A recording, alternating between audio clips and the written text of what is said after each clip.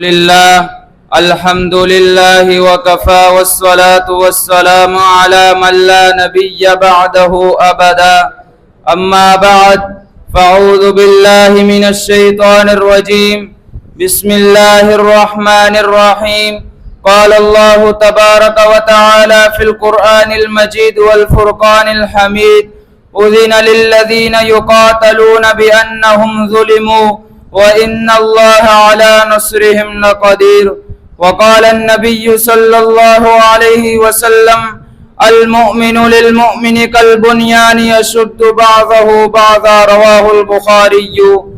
حضرات گرامی قدر، آج میں جس موضوع پر گفتگو کر رہا ہوں وہ ہے دفاع پاکستان۔ یہ کوئی معمولی موضوع نہیں بلکہ یہ ایک قوم کی غیرت، حمیت اور ایمان کا آئینہ دار ہے۔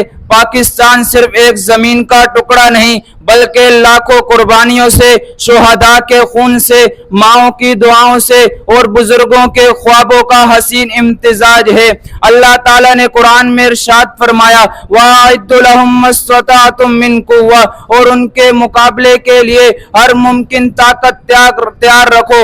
حضرات گرامی قدر، اسی طرح ایک اور جگہ فرمایا وَقَاتِلُوا أَئِمَّةَ الْكُفْرِ إِنَّهُمْ لَا أَيْمَانَ لَهُمْ، کفر کے سرداروں سے جنگ کرو کیونکہ ان کا کوئی وعدہ معتبر نہیں۔ اس آیت میں دفاع کو، عظمت کو اجاگر کیا گیا ہے۔ اسی طرح نبی علیہ السلام نے فرمایا من قتل دون مالہ فہو شہید ومن قتل دون دینہ فہو شہید ومن قتل دون نفسہ فہو شہید ومن قتل دون اہلہ فہو شہید۔ جو شخص اپنی جان، اپنے مال اور اپنے دین اور اپنے خاندان کی حفاظت میں قتل کیا جائے وہ شہید ہے۔ یہ حدیث مبارکہ دفاع وطن کی عظمت کو اجاگر کرتی ہے۔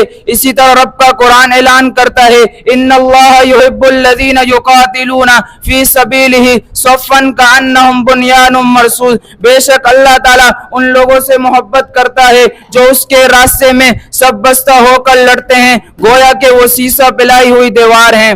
حضرات گرامی قدر، افواج پاکستان وہ سپاہی ہیں جو سردی، گرمی، طوفان، پہاڑ اور ہر جگہ اپنا فرض نبھاتے ہیں۔ ان کے سروں پر سورج کی تپش ہو یا گولیوں کی بوچھار ہو وہ پاکستان کی حفاظت کرتے ہیں۔ حضرات گرامی قدر، تم قوم کی امید ہو اور تم پاکستان کا دفاعی قلعہ ہو، علم حاصل کرو اور اپنے دین کو اور اپنے دین کی حفاظت کرو اور اپنے ایمان کو مضبوط کرو اور دشمن کو بتا دو کہ اگر میلی نگف اٹھائے گا تو ہم تیری آنکھیں نوچ لیں گے اور اگر سرحد کی طرف بڑھے گا تو ہم تجھے زمین میں دفن کر دیں گے۔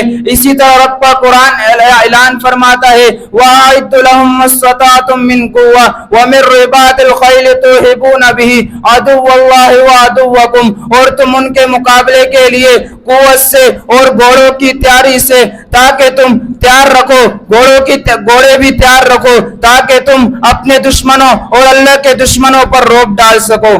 حضرات گرامی قدر، ہمارا دین ہمیں سکھاتا ہے دشمن سے صلح نہ کرو، جیسا کہ رب کا قرآن اعلان فرماتا ہے فَلَا تَهِنُوا وَتَدْعُوا إِلَى السَّلْمِ، تم صلح کی طرف نہ جھکو اور کمزوری نہ دکھاؤ۔ حضرات گرامی قدر، ہمیں چاہیے ہم اپنے وطن کے ساتھ محبت کریں اور اس کے محافظ بنیں۔ اللہ تعالیٰ سے دعا ہے کہ جو کچھ سنا اس پر عمل کرنے کی توفیق عطا فرمائے، آمین۔ وآخر دعوانا الحمدللہ رب العالمین۔